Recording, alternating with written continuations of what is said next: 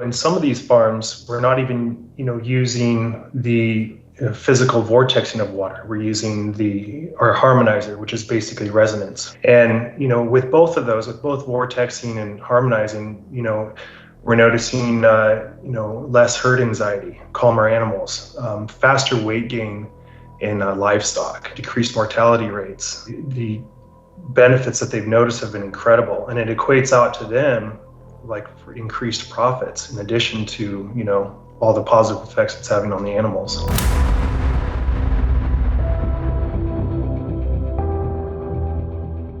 Well, folks, it's time for another entertaining podcast with one of my dear family members. It's always fun for me to be able to put family members of mine in the hot seat, the podcasting hot seat, so to speak, and watch them sweat. Plus, it's always endearing to be able to just speak with one of my loved ones on the show. My dad's been on the show, Gary Greenfield. He joined me on a podcast where we talked all about water and sunlight and grounding, and even his whole history of moving to Idaho from Miami, Florida, with the dream of becoming a farmer, and how he eventually went from being a fireman to owning a coffee shop to repairing espresso machines to becoming an expert in the water filtration industry, including a form of water filtration that includes what seems to be an increasingly hot topic in the health industry these days, structured water. And then I also interviewed my mom, Pat Greenfield. We talked about homeschooling and alternative education. We talked more about coffee because it's impossible to talk to a Greenfield without coffee coming up. We talked about writing, editing, music. We even delved into some of her history of trauma and how she's dealt with that. And that was very open and raw and pretty meaningful interview. And I'm going to link to both of those in the show notes for this podcast, which you can find at bengreenfieldlife.com/Zach. That's bengreenfieldlife.com/ZACH, because my guest on today's show is none other than my younger brother, Zach Greenfield. Now, Zach has a deep history in all sorts of different areas. He's been a model. He has been a firefighter and a paramedic, and he has also, of late, come on as director of operations at Greenfield Water Solutions, and he knows a lot about water structuring units and how to filter your water and clean it. And because I just published my Boundless Parenting book, I thought it would be interesting to talk to a family member, and also because I get so many questions from you guys about how to filter your water and what the best technology is for doing so. Zach also knows a lot about this as well. So, by the way, are you still finishing your nursing degree too? Yeah, I'm still in nursing school. Awesome. Cool. Yeah. Well, there's a lot that we can talk about here, but if someone were to Google Zach Greenfield, which I've had some of my friends do before, Google image search of Zach Greenfield, there's some photos of you displaying your six-pack abs and massively fit body. And I know you're a former model and maybe not quite so into that these days, but I'm curious, as a Greenfield, and people are always asking me this question, so I'm going to flip it around and ask you, what are some of the key things that you're doing these days as part of your fitness routine or your health routine or your diet routine? Yeah. Honestly, a big one for me is really having structure. So I always have a trainer. I always have workouts that are prescribed for me, with resistance training, HIIT, cardio. And really, I tend to thrive with structure. So I actually also track my macros. I track what I eat. Don't really have to, but it gives me structure. And I thrive with that. So, I don't take a ton of supplements. I do pretty basic creatine, EAAs, colostrum, stuff like that. Nothing crazy. And I keep it pretty simple. And try to keep it structured. That way I stay on track better. Yeah, it is kind of interesting because you get a lot of people now talking about how they're trying to keep things natural and not take a lot of supplements.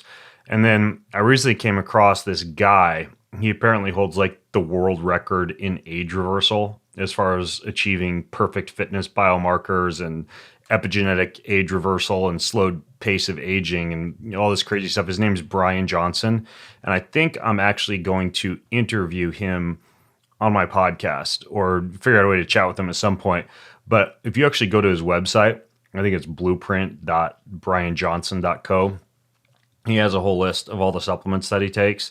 And it's literally, I mean, I don't want to put words in his mouth, or in this case, capsules in his mouth, but it looks like probably the equivalent of maybe like 60 or 70 capsules in the morning, probably another like 50 to 60 in the evening, a few more before bed, and then all these other ones kind of like spread between meals. Like it's nuts. I've talked to some people in the anti-aging or longevity industry, and to me, it seems like you have to strike a balance because it almost feels like these people are like living their whole lives in a hyperbaric chamber or a cryotherapy chamber, like popping hundreds of supplements all the time and just hyper obsessed with adding, one extra hour to every 24 hours of the day of longevity so they can live a long time. And Jess and I were actually talking about it last night on the drive home about how it just seems near obsessive, and we wonder what the sense would be to live a long time if you're spending most of it worrying about how you're going to live a long time, Yeah, I totally agree. I mean, it gets too complicated for me. There's too much to track, and I don't know. I like to keep things, pretty simple and easy to where I don't have to put so much focus on that, or actually, even worry about that stuff. I like it. I haven't found it necessary, and I just haven't had a desire to do that.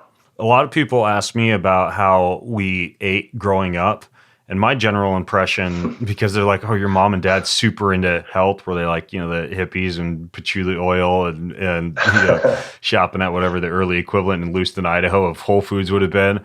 And I say no, but what do you think as far as how we were raised? Like, were there any aspects of health or healthy eating or healthy living that you can remember? I don't remember there being a big focus on it. I think we kind of had like a typical, like average American family diet, to be honest. Like we would eat, I remember on Wednesdays, McDonald's had like the 29-cent cheeseburger and 39-cent, whatever it was. And dad would bring home bags of that. Like I think it was 29 hamburger, 39 cheeseburger. Yeah, that's what it was. And so and that was like kind of a Wednesday thing, and then we would do Saturday would be like milkshakes and popcorn for dinner. So, I mean, we had obviously a balance of, veggies and stuff, but there was really nothing crazy special about our diet growing up. Like, I actually even remember us eating fluoride supplement tablets with our multivitamins. I mean, well, I remember the Flintstones. I don't remember the fluoride supplements, which is crazy. We had these little pink tablets. Oh wait, that's what those were. Those were fluoride. Yeah. I just grabbed as many vitamins as I want because all the ones we had tasted good. The 29-cent hamburger, 39-cent cheeseburger. I do remember that because we had a giant Suburban. Mom would go through the drive-through. We would have giant greasy bags full of burgers, and that would be our meal from like Wednesday through about Saturday till the hamburgers and cheeseburgers ran out. I remember that we did have lettuce, but it was always like the big white iceberg lettuce. Then we had the giant canisters of ranch dressing from Costco, and would just drown the lettuce in ranch dressing. And that was our vegetables. And then take and bake pizza was another big one. Remember take and bake pizzas? Oh, yeah. A lot of like Little Caesars and Papa Murphy's. Oh, yeah. Yeah. And then the other one that we used to do a lot was like date nights and post-baseball dates. The top three I can think of was we did Dairy Queen a lot, like tons of blizzards at Dairy Queen. And then the McDonald's Big Breakfast. That was the one where I would always compete with Dad to see who could eat the entire big breakfast at McDonald's with the little crunchy hash brown and the eggs and the syrup and everything. And then donuts. Tons of donut dates. Yeah, I remember all that.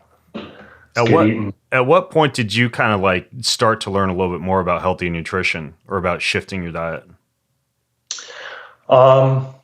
Honestly, probably not until I left for paramedic school. Diet really wasn't like a big deal to me.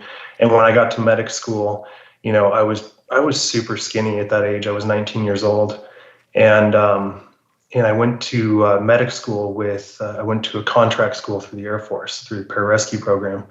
And so there was like 2 PJs and like a Navy SEAL in my class, and these guys were yoked, and they got me interested in like weightlifting and diet. And these guys like helped me with my diet, helped me put together a workout plan. And that was kind of like my first introduction into fitness, was through these guys in my class.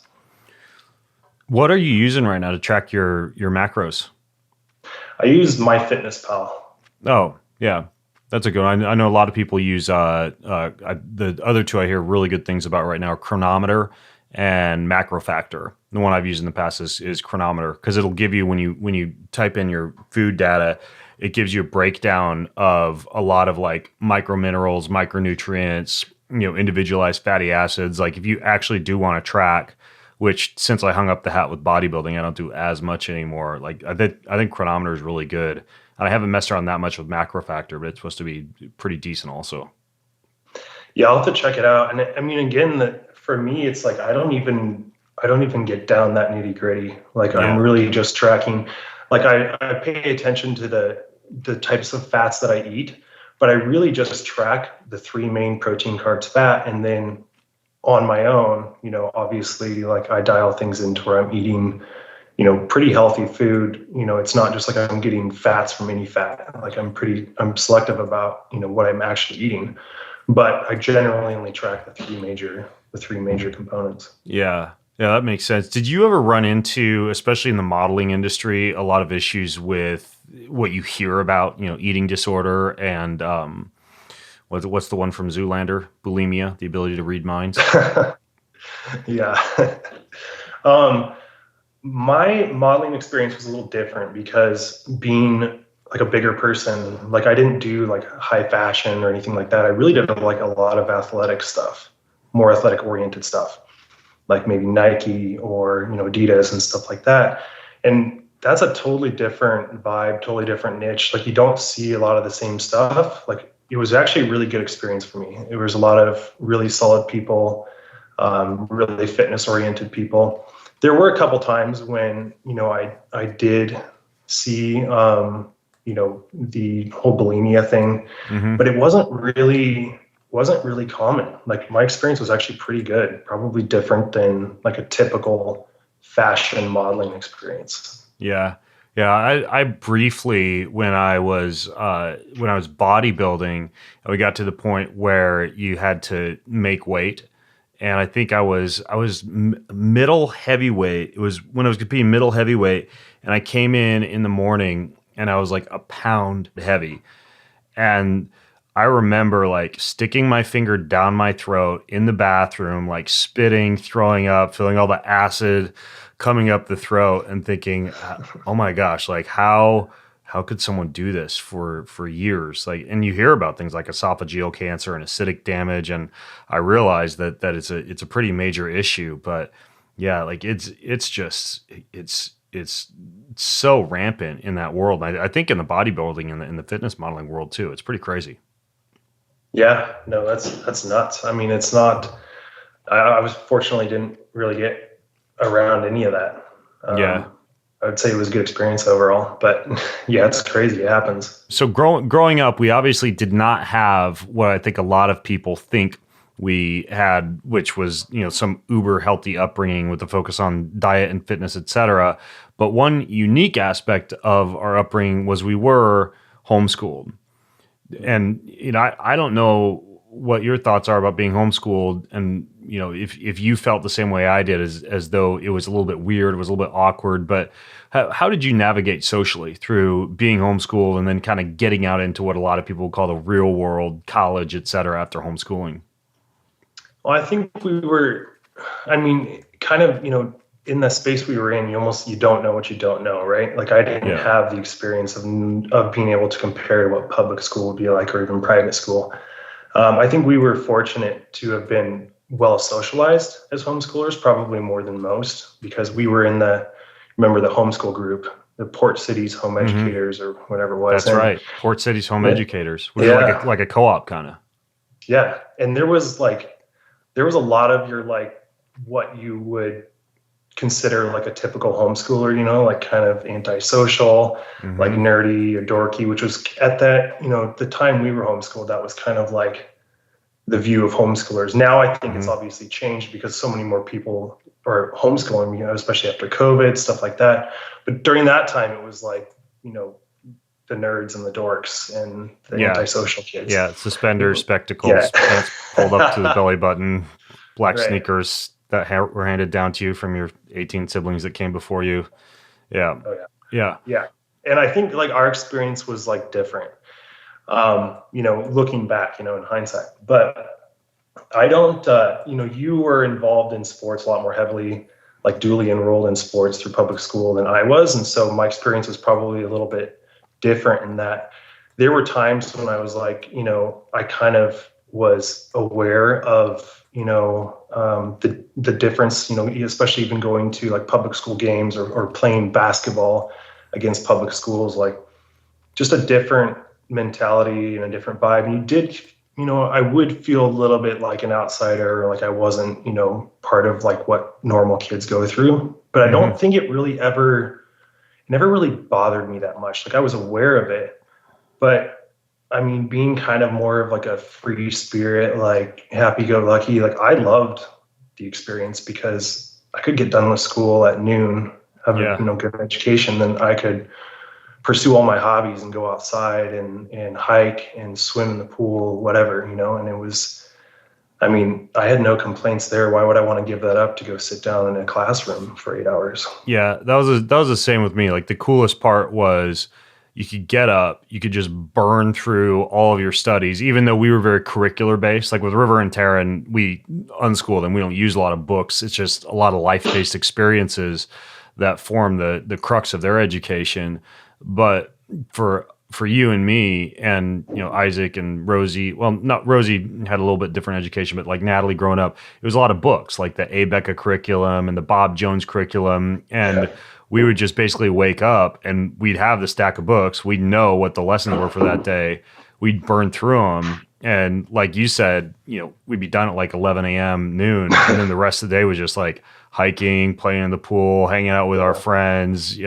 For me, I was pretty nerdy. So I would finish school. Then I'd like convince mom to drop me off at the library, go get like 8 more books and come home and read a ton more. Cause I love to learn. And so, and it's just the accelerated pace of learning in general. Like, I don't know if you remember this, but I started college when I was 15. Like that's when I enrolled at LCSC just because you get ahead when you're homeschooling. But yeah, I think that probably our saving grace was being a part of a huge group of homeschoolers.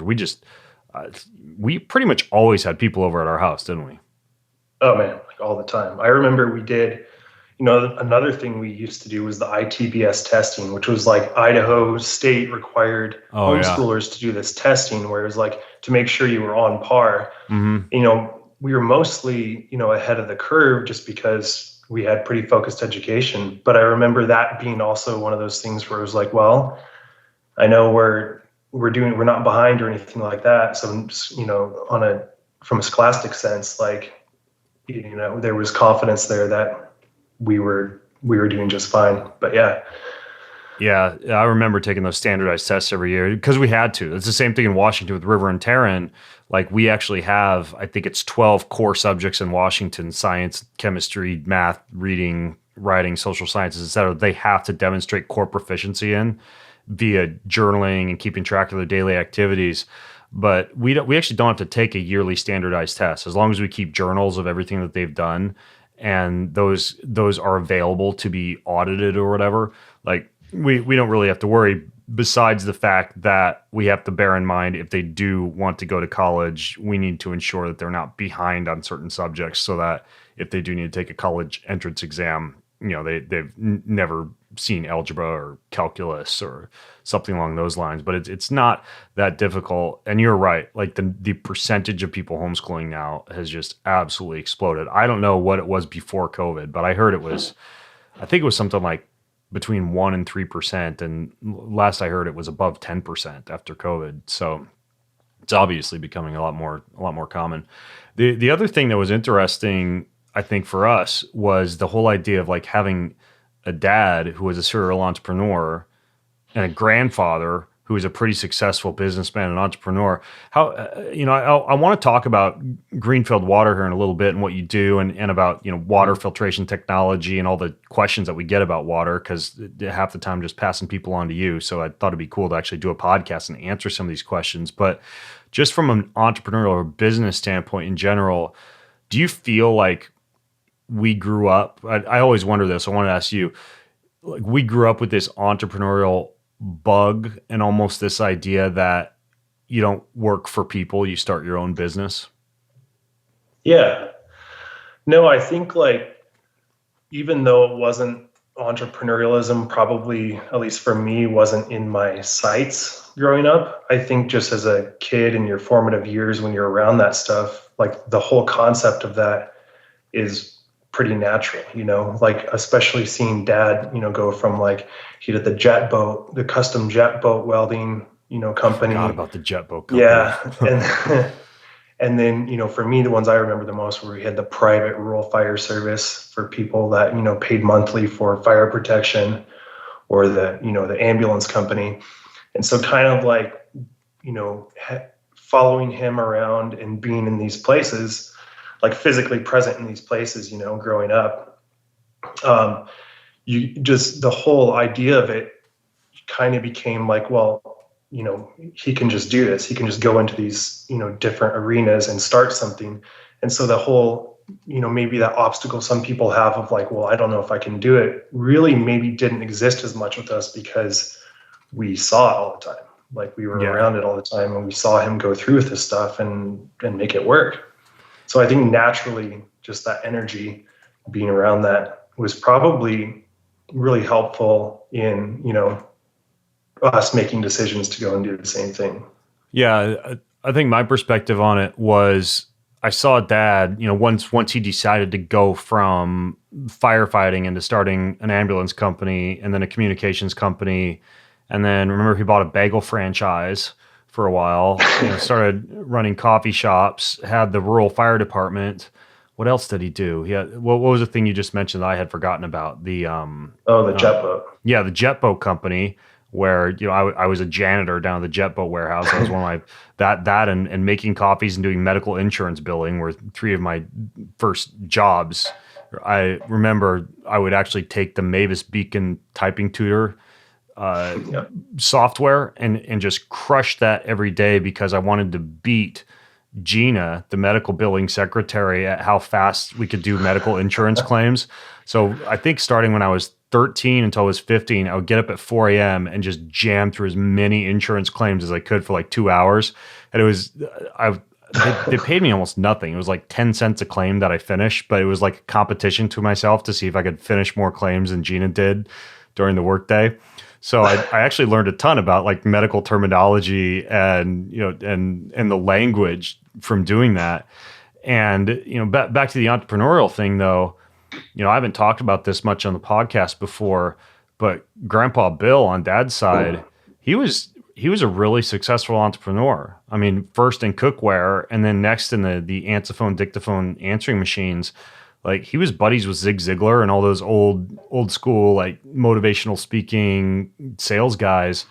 And I don't know if you remember, but if you went and looked at the bookshelf in his office, it was all like body language books and sales books and self-improvement books and, psychology of business books. And I think Dad probably got a little bit of that from him. And then, I feel like I personally just picked up a lot of that through osmosis, just watching Dad run all these businesses, but always at the back of my mind, I never thought Dad thought big enough. Like with Greenfield Coffee, for example, I was always like, dude, start a website, like ship internationally, franchise, do the Starbucks thing.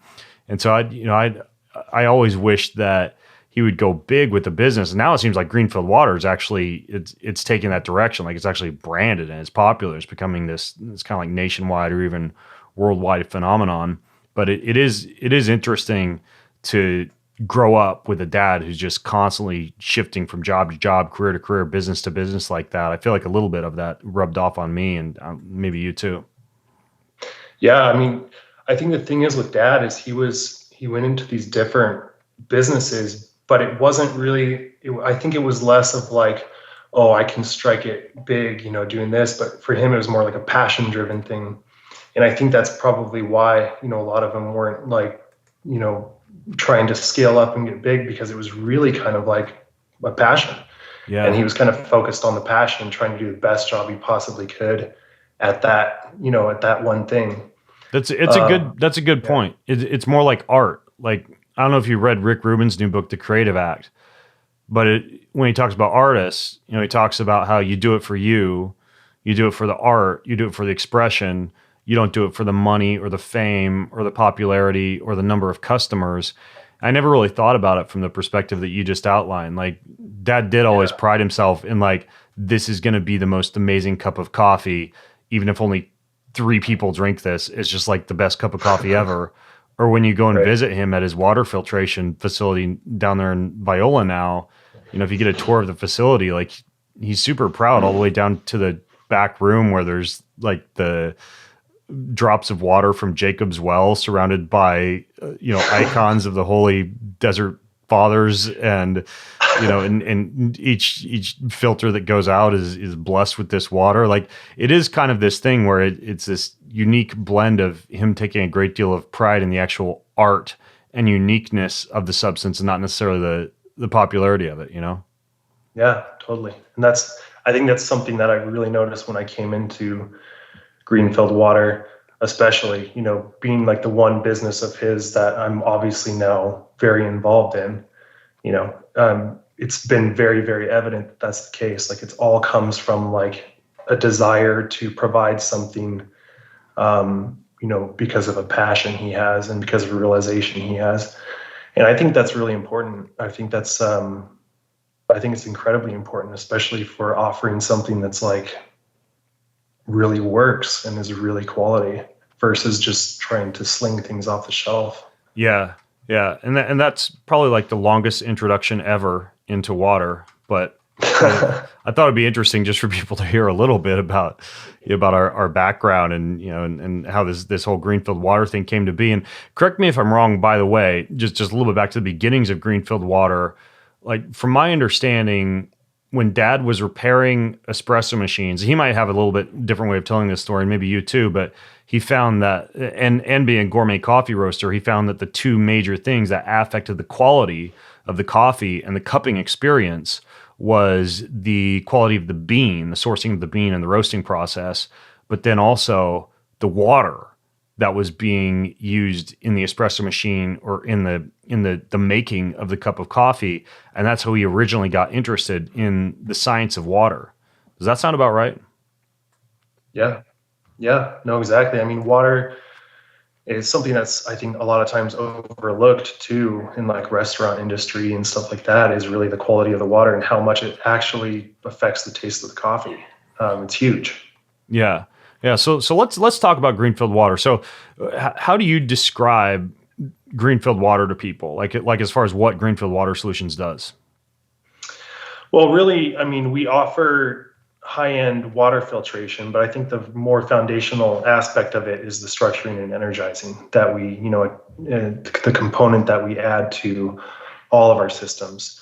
And really, I would say the ultimate description would be bringing water back to its natural state, which covers quite a bit of ground. That covers, clean water, that covers water that's energized and structured, and, in a natural state, which, is, congruent with using principles that are congruent with nature, which our body is going to respond to the best.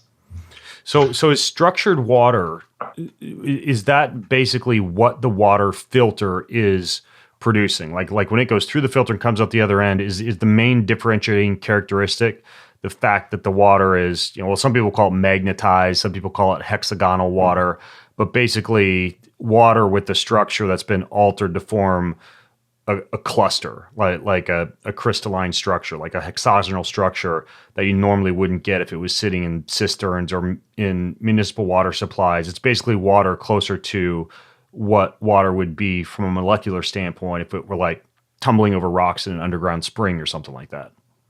Yeah, exactly.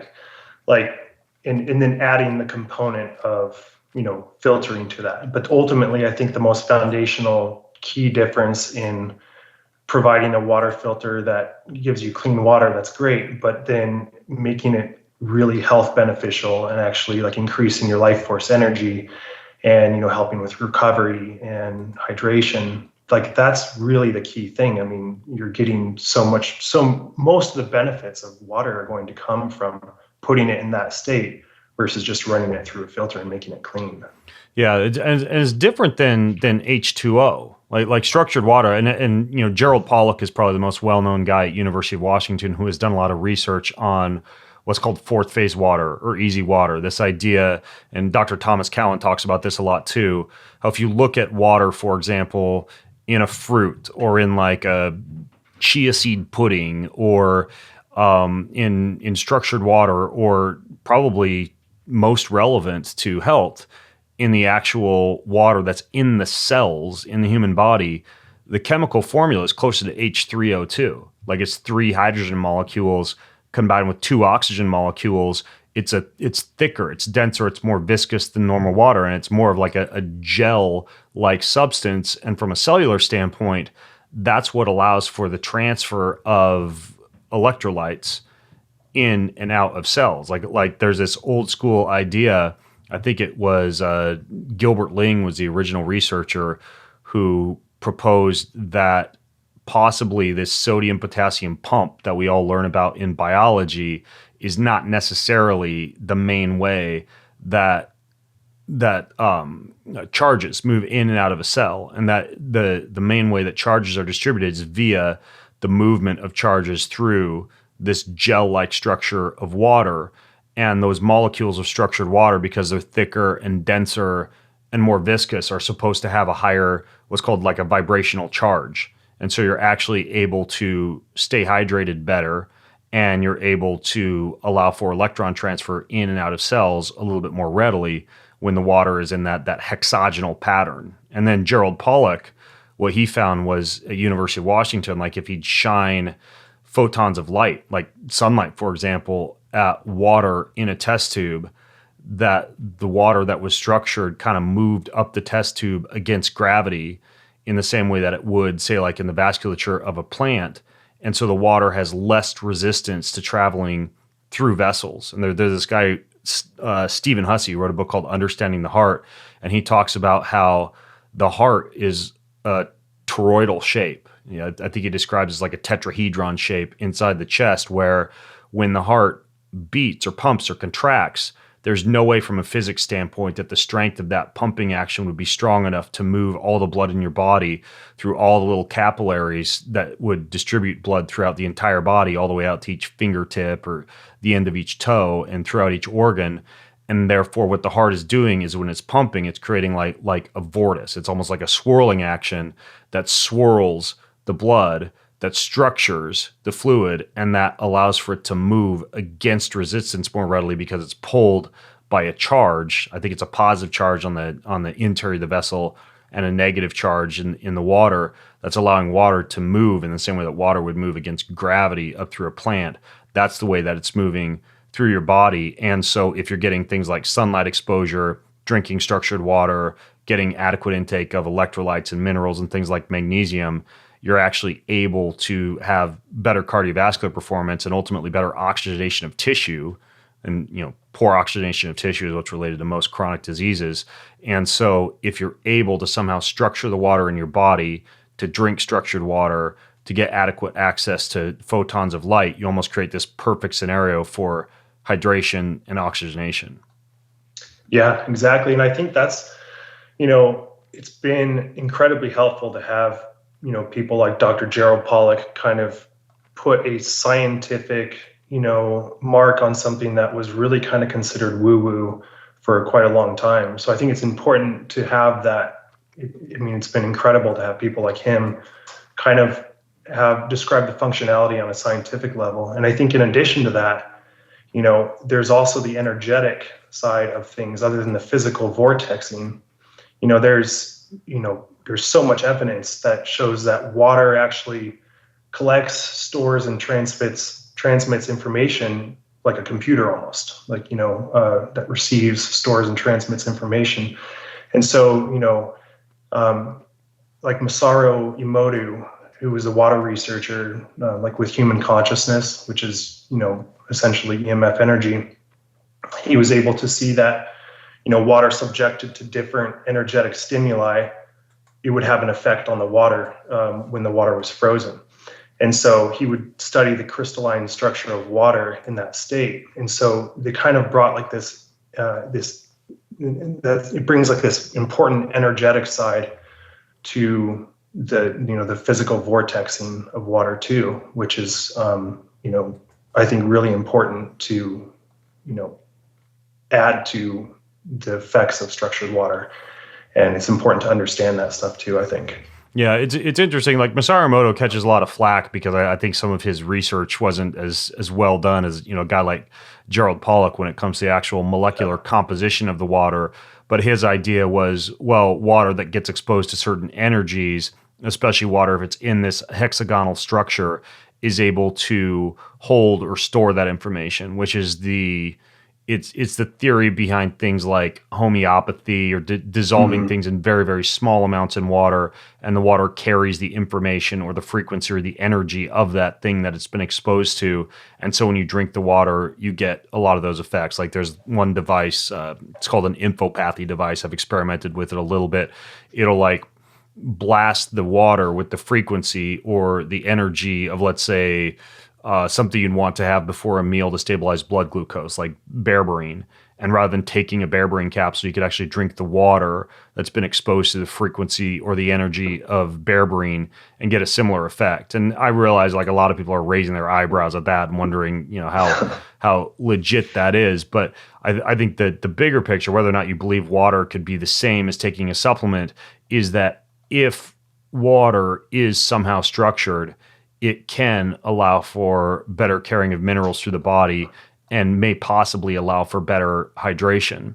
And I think what's interesting is some of the stuff that you guys have noticed when you're using these filters that structure the water with, things like animals, pets. I know you've done some stuff with people, but I think Dad was telling me about some of the farms that use the larger filtration units. What have you guys seen? Well, it's pretty incredible. I mean, in some of these farms, we're not even, using the physical vortexing of water. We're using our harmonizer, which is basically resonance, right?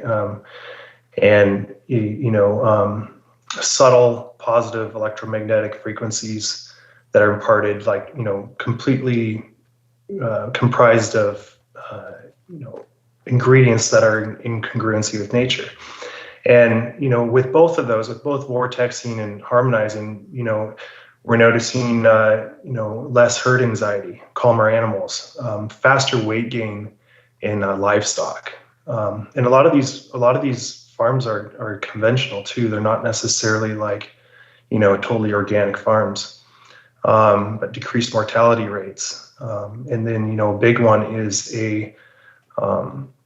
animals preferring troughs with structured water or with a harmonizer in the trough versus, your standard tap water.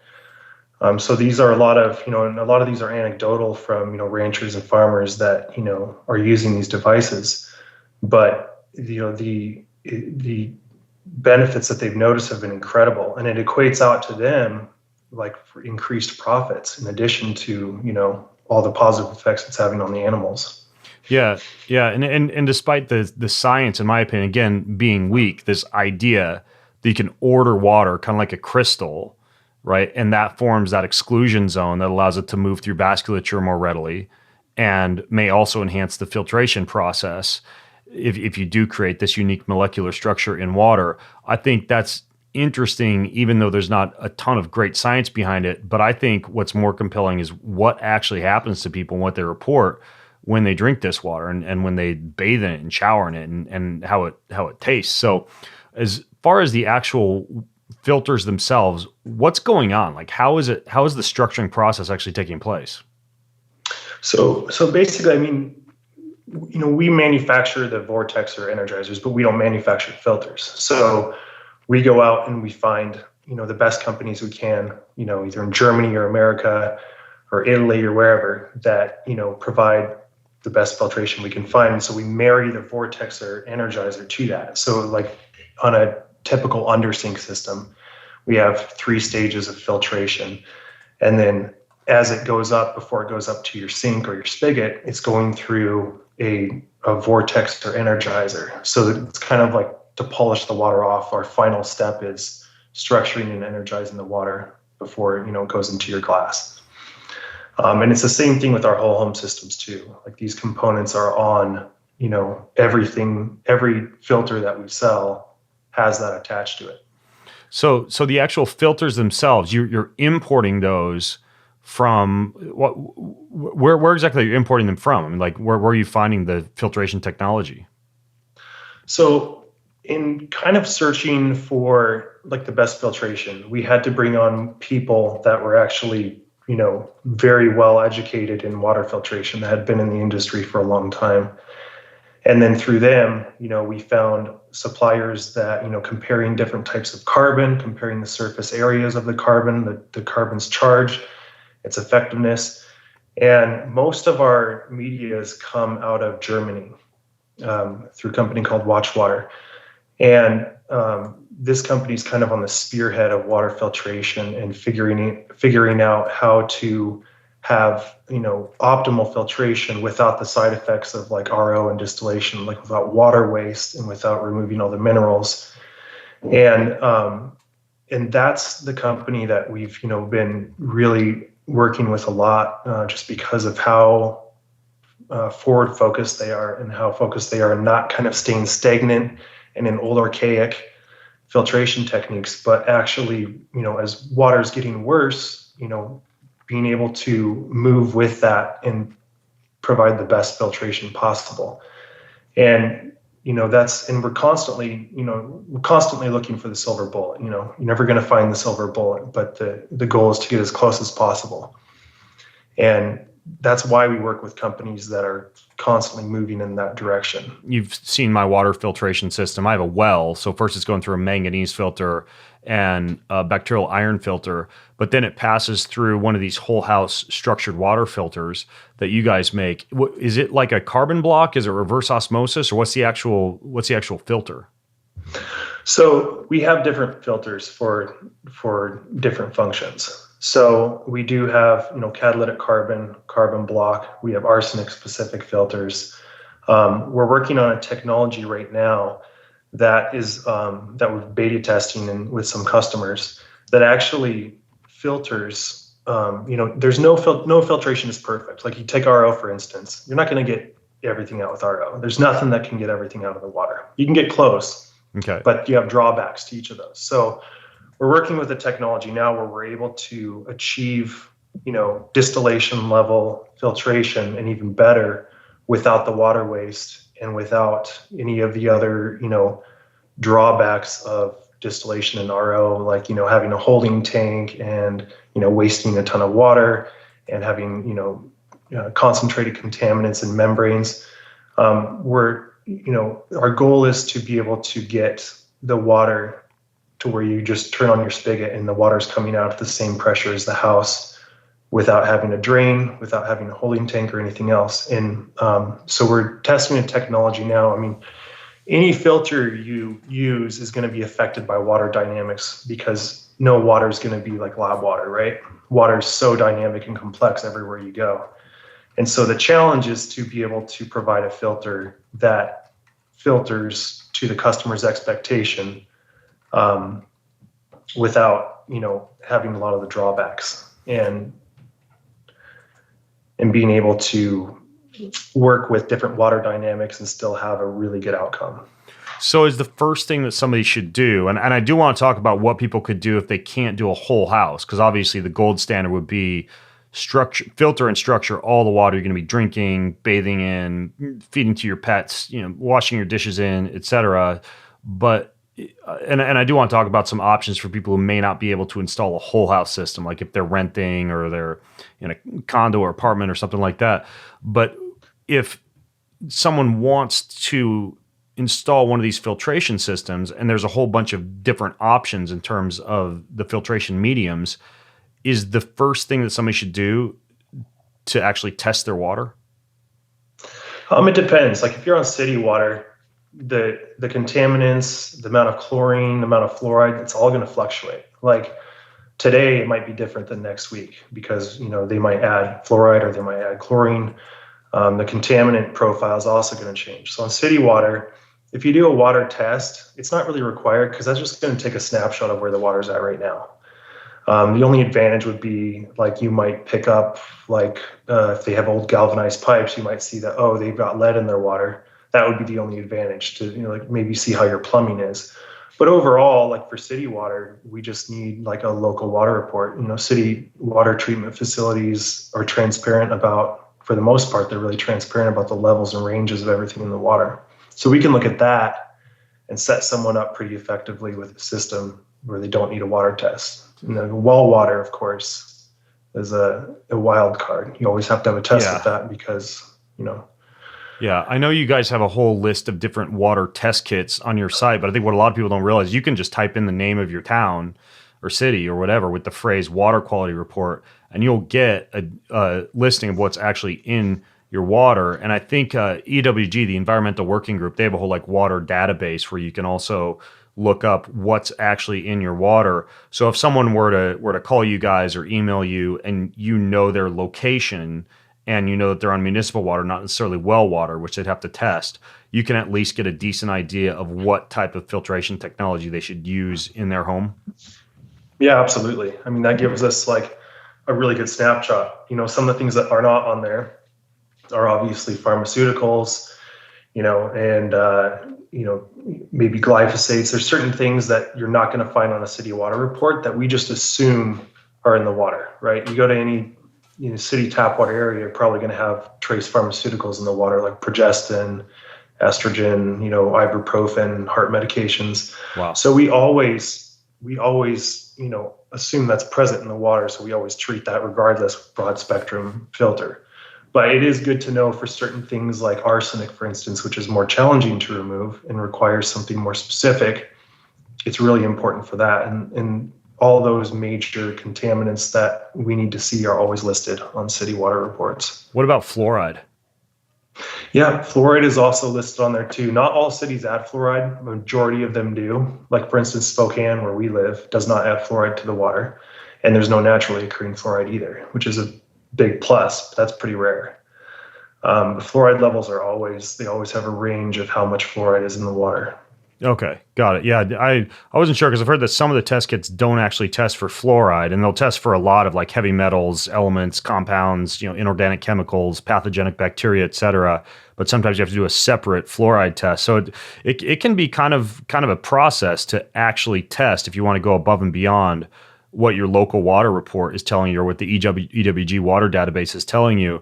But I know you guys have a pretty helpful section of your website where you lay out all the different water test kits that one could do, what they're testing for, and whether you're on well or municipal, what to get. So I'll hunt that down and link to it. Again, the show note's going to be at bengreenfieldlife.com/Zach, because it sounds to me like that'd really be step one before you decide what kind of filtration technology you want to get.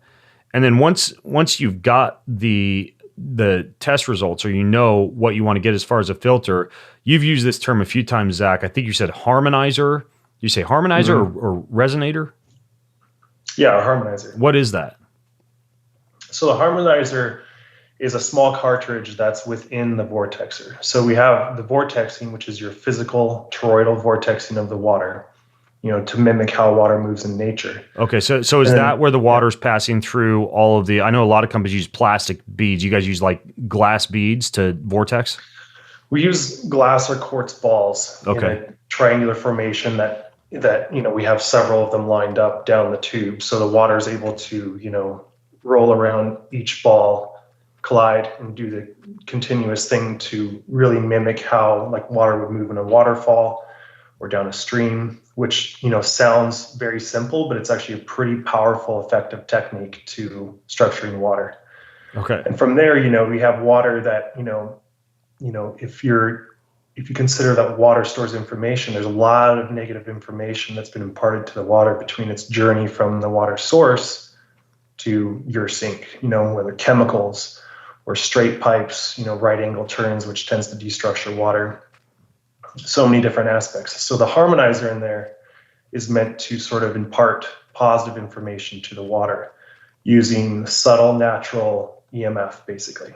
So this EMF will convey that information to the water. You mean like electromagnetic fields?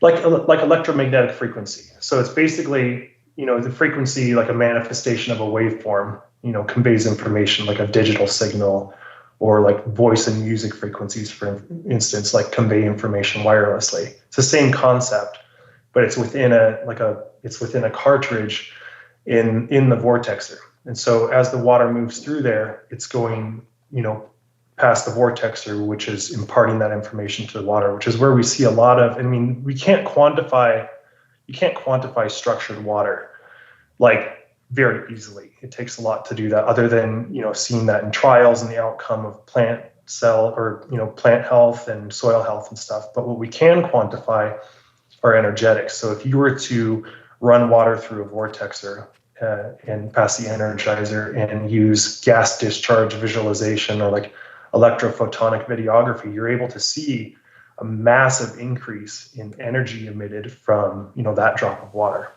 Interesting. Okay. So if it passes through the structured water filter and then travels through all these maze of pipes within a household or a property, does it actually maintain any amount of the structure by the time it gets to your tap or your sink or your shower head or whatever? It depends, how big your house is. If you have an 8,000 square foot house, you might need a bigger Vortexer. But really, the way that we've quantified this is obviously farms, that are using long pipes. We've had similar effects with leaf samples and soil samples using almost a kilometer of pipe. So we know that, it's hard to quantify how much distance, but we know that the water will stay structured in most households, because we do over-engineer and oversize our Vortexers to ensure that the water will stay structured. But in our trials, we've noticed that we have similar effects with a certain amount of a certain distance of pipe. So the water will stay structured in a pipe. It just depends on how long the water is traveling through that pipe, like the distance of the pipe. And that's something that, we're constantly researching. Okay, got it. And then these Harmonizer cartridges that you have as part of the filtration system, it's my understanding that's like a sealed copper cartridge that's got different quartzes and minerals in it, like tourmaline and shungite and zeolite and bentonite, things like that, all these earth minerals and sea minerals. And that's what is combined with the actual structuring. So it's getting vortex and then exposed to all these minerals. Is that right? Exactly, yeah. Nearly every element on the periodic table of elements, and then it's immersed in a highly charged spring water and then placed in that cartridge. Do you have any hypothesis as to why, when I did as Dad told me, I got a harmonizer, I put one in my refrigerator. I've got one next to all my essential oils, and I've got one in my hot tub and one in my pool.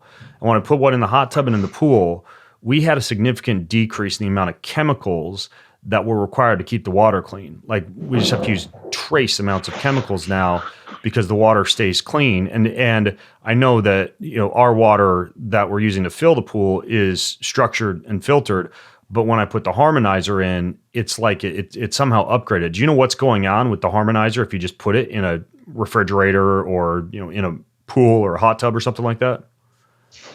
Well, with the way that the harmonizer works, emitting, positive EMF, you do create a bioshield against, negative EMF. That's also a concept for just like personal health device, like wearing a pendant, for instance. It's a harmonizer. What we noticed in, the trials on farming, like conventional farms that still use pesticides, and chemicals, and the structured water will actually potentiate the effects of some of those, and actually allow them to use, 30% on average less chemicals on their farm or less pesticides because of the way the water is working. So we're increasing the permeability of the water. And, some of those concepts, I'm still grasping and understanding. But, after all, you're just a fitness model. Right. But it's, but there's, there's a big, it's able to potentiate a lot of the things that you're putting in the water. But in another sense too, especially like with the pool, we're also decreasing chlorine smell and, decreasing the amount of chlorine you're using and having better effects in the pool. And, a lot of those concepts are more than just potentiating some of the chemicals that are put in, but also changing the dynamics of them too, to where they're more effective. So if someone's using a lot of these personal protection devices for EMF, like there's also like I have a Somavedic over here in the people are constantly sending me this stuff. I got a Somavedic, I got a key device, I got the Blue Shield, all sorts of these different EMF blocking type of devices. This Harmonizer would kind of fall into that category. Absolutely, yeah. Okay. And a lot of these companies like Somavedic, they're all like these proprietary. It's all the same concept, right? Of subtle positive electromagnetic frequency, ideally in a natural form, which our body tends to respond to the best. But they're all the same concepts. Each one just has a different proprietary way of doing it. Okay, got it. Now the Vortexer, because I want to talk about what you do if you can't afford or don't have a house that you would install a whole house structure harmonizer unit in. I have this on the go thing that Dad gave me. It's a handheld Vortexer that you're supposed to pour water through. I obviously don't need to use that at my home because I have the whole house filter. I can travel with it, but then the main thing I use it for is when I pour a glass of wine. There's an old school Tim Ferriss tactic of using a latte frother to froth any pour of wine to make it taste better, to introduce oxygen, etc. But what I do when I have house guests over is I pour the wine through the device, and the difference in the taste between the wine that's been vortex versus that hasn't is absolutely staggering. But is that the only real solution that you guys have for people who don't have a whole house filter? Is you just pour your water through this Vortexer, or are there other things that you have, countertop or otherwise, if people don't have a whole house option? Yeah, like for instance, where I live, I don't have a whole house option. You can put under sink filtration systems in rentals. A lot of people will use gravity feeds, so they'll basically have like a Berkey or something similar, or we sell actual filters that fit the Berkey and fit gravity feed devices, which are probably the cheapest and easiest way to go. And then they'll just have a handheld Vortexer so that when they pour the water, the filtered water, out of the bottom reservoir of their gravity feed, it goes in through the Vortexer and into their glass. So you can use it kind of manually that way. Obviously, it's an extra step, but if you don't have a spot for, in under sink, that's a good way to go. And then we have countertops that will also hook up to your sink faucet, just kind of grab onto your sink faucet, and then, you can run water through it that way. And that actually has a Vortexer flow tube built into it with a single filter. And so you're able to get it a little bit more conveniently that way. But I'd say the most popular way that people, use, especially if they're like RV living or just renting and unable to put anything in, or don't want to spend, $800, you spend a few $100, you can get a gravity feed, and, and you can vortex the water after that. So that way it's filtered. And then, it's a good idea to filter your water, not just, structuring and energizing it. Although, the foundational aspect is you're going to get the most benefits with a handheld after a filter. Yeah. So your countertop filter, that's going to use one of the different filters that you talked about, like a Cerametics or a catalytic carbon or whatever. And then that will go through the Vortex flow tube. So technically you have a freestanding filter system I could just put on my counter, hook up to my kitchen water, and have in the kitchen if I have like a condo or an apartment or something like that. Yeah, absolutely. I mean, it's a single filter. It's gonna, it's not gonna have the same filtering capability as an undersink, but they're really quality, broad spectrum filters that do a good job of at least making your water much safer. Okay. And yeah. And what do you do about hardness or scaling? Is that something that you take into consideration with the filters, or do you have some kind of solution for that? Yeah, so obviously for undersink, we're not really treating hard water that much. Highly mineralized water can, we do have a lot of anecdotal testimonials of customers that have resolution of like scale deposits and stuff in their tea kettles by just having the water run through a Vortexer. And we have shown a decrease in TDS with just a Vortexer, which can, implicate, some water hardness as well. But for our whole house systems, we use a technology called nucleized assisted crystallization. So basically, we're able to treat anion scale, cation scale, and silica while keeping the minerals bioavailable to the body. And we can do that on a whole house level. So basically, you're saving your pipes from scale, you're saving, your shower heads and all that nasty buildup from scale, while also keeping the minerals in, unlike a softener, which is going, has the salt aspect to it and takes out the minerals and, generally is, environmentally incredibly terrible. There's drawbacks to everything, of course, but the water conditioning stuff that we use for hard water on whole house level is pretty effective, and also will remove the issues that people sometimes get with really hard water, like with their hair and skin. Yeah.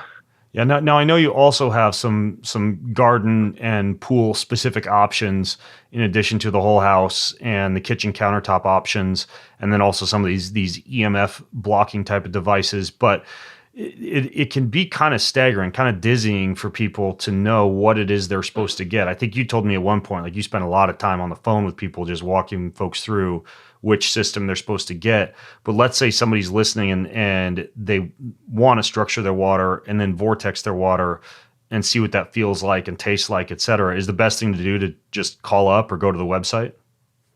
Yeah, I mean, unfortunately, with water is probably one of the most challenging areas to be in, just because there are so many options and there are so many different paths you can take with it. And so there really is no way, it's really hard, especially for, a whole home system, or even, an undersink with someone who doesn't know a lot about water. It's pretty hard to just do a ton of reading and figure it out. That's something that we're really working on streamlining. But the best way is really through, calling us or emailing us, and we do get a lot of those. And that's, one of our goals with water filtration is to have, have it so dialed that we can really just throw one system at most tap waters and have it work effectively, which is what we're really close to. But, it does take, inevitably people will need to call and kind of get some direction on stuff. And that's just the nature of this business. And that's something that we want to be able to continue to provide for people. Yeah. Do you have anything new coming down the pipeline, I guess pun intended here, that you guys are developing in addition to just looking at the most up-to-date filtration technologies? Yeah. So we've just finished testing and lab testing a technology that affects the pH of the water. So we're able to drop the pH of the water, remove all the constituents of the water to zero, and then realkalize the water naturally through a mineral cartridge. And we're beta testing that with a few people right now. But the nice thing about it is there's no water waste. We're not removing the minerals. We're dropping the pH with this technology, but not removing the minerals. And then, it's a complex. I don't know nearly as much about it as, our chemist who's working on it, but we have incredible results with it. Even with fluoride, arsenic, we're getting 0 level readings with this stuff, and it's pretty incredible. And so that's what's coming down the pipeline. And, if it all works out, it's going to be, really kind of the apex of water filtration. So what's it doing exactly, this newer technology? Like, how's it different? When you have it, basically pH variances can affect how water is filtered. And I couldn't go into the science of all of it just because I just lack the amount of knowledge that our chemist does. But basically, we're affecting the pH of the water, and then running it through carbon, we're able to remove things that normally you wouldn't be able to remove with the normal pH. Because, as water filtration is really subject to the dynamics of each person's water, and which can be very challenging. You can't always, you can have one filter that removes 100% of fluoride in one area, and you go to the next area and it might remove only 65%. So we're trying to like bridge that gap of like being able to take water dynamics out of the picture and get the same amount of filtration to manage customer expectations wherever they live. Interesting. Well, I know we're running short on time, and we only kind of scratched the surface of what's going on as far as the water filtration industry and some of the options out there for structuring, but I'll include some links to helpful resources as far as test kits and some of the stuff on your guys' website. Folks go to bengreenfieldlife.com/Zach. Then you can get access to the show notes and a link to resources for everything that we discussed. All right, one more kind of fun question. If you could, since I did want to talk a little bit about us and our history and our family, et cetera, what would be your fondest memory growing up of particularly you and me, since it's you and me on this podcast? What's your top memory of you and me, if you could pull one out? Don't embarrass me too much. Well, let's see. We shared a room. Gosh, I don't remember how long we shared a room. We shared a room for like 6 years. We shared a bedroom. I think it was more than 6 years. I eventually moved out because I got sick of all your like night terrors and nightmares. And Mom used to call you Martin Luther King Jr. because you'd wake up at like 2 a.m. and run down the hallway screaming, "I had a dream!" And then eventually I got so fed up with it, I moved underneath the stairs in the tiny cubby hole. Which actually kind of sucked because I couldn't use your closet anymore to throw clothes in when I had to clean the room. Yeah. But honestly, there were like, you would have like these, when you were in fun mode, you were super funny. And then you would go into focus mode where it's like, oh, he's inaccessible because he's focused on his thing. But in the mornings when we woke up, you would always it was like a TV show that just was like this saga that kept on going. You had these characters, I don't remember what they were, like Bart and Butterball and something like that. Oh, yeah. You would do these stories underneath the covers where the little characters would like pop with up. my feet were the puppets. Yeah, remember that? Yeah, and you would do these stories and then you would like stop, and it was like watching a TV show, like a cliffhanger. I'd always wait for the next morning when you'd like tell the story again, keep the story going. That was like probably one of my fondest memories because it was like, I don't know, like just something that stuck out to me. Funny because I still do that with my sons. I do it with my feet, where you like put the feet underneath the covers because the feet look like two heads, and you kind of pop up and I'll say, "Hey, I'm Bart. Hey, I'm Butterball." And then the other way I'll do it is with socks, putting socks in my hands. I don't deal with my sons as much these days. They're 14, so they're getting a little too mature for dad to be doing foot and sock puppet theater actions. But yeah, it's a good fun memory. That. And then when we used to build like Lego fortresses in time to the overhead fan, and then wait for it to get closer and closer to the wall and explode. You used to do that a lot. You would take a lot of my top G.I. Joes and tie them with strings to the ceiling fan, and I'd walk in and have a bunch of beheaded and delimbed G.I. Joes. Yeah. Well, we could probably go on for a really long time with memories and bore people, but I think the main thing I want to get across to people was there's some pretty crazy cool water technology that exists now. Zach and my dad are kind of the two experts on it, in my opinion, and their stuff is really good. I'm obviously biased because they're family members, but I've seen what they're doing, and the water enhancement stuff that they're coming out with is unparalleled. So I'll link to everything if you go to bengreenfieldlife.com/Zach. I know we have some little discounts here and there on some of their stuff, so I'll make sure I put all that in there and pass along the savings to all of you who are listening in. And Zach, that was fun, man. We may have to do a part 2 if people ask for it. Definitely. Good times always. All right, folks, you can leave your questions, your comments, your feedback over at bengreenfieldlife.com/Zach. You can also watch the video version of this podcast because we're doing videos now on YouTube or in the show notes or wherever else fine podcasts and videos are found. Until next time, I'm Ben Greenfield, along with Zach Greenfield, signing out from bengreenfieldlife.com. Have an amazing week.